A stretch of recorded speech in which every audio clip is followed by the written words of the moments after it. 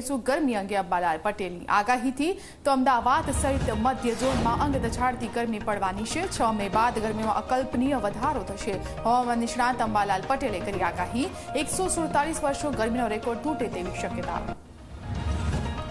રાજ્યમાં ગરમીનો ઉકળાટ યથાવત રાજ્યમાં 40 થી 43 ડિગ્રી તાપમાન રહેશે ગરમીને લઈને અમદાવાદ શહેરમાં ઓરેન્જ એલર્ટ પવનની દિશા બદલાતા ગરમી રહેશે માછીમારોને દરિયો ન ખેડવા સૂચના રવિવારે અમદાવાદમાં 43 ડિગ્રી રહી શકે છે તાપમાન 2 થી 3 દિવસ બાદ ઘટી શકે છે તાપમાન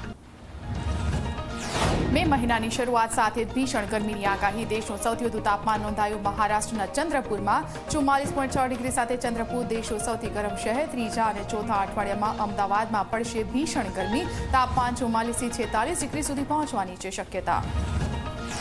અમદાવાદમાં કાળઝાળ ગરમીને લઈને સિવિલ હોસ્પિટલમાં વોર્ડ તૈયાર કરાયો જુદા જુદા ઝોન એસી વોર્ડમાં 40 થી વધુ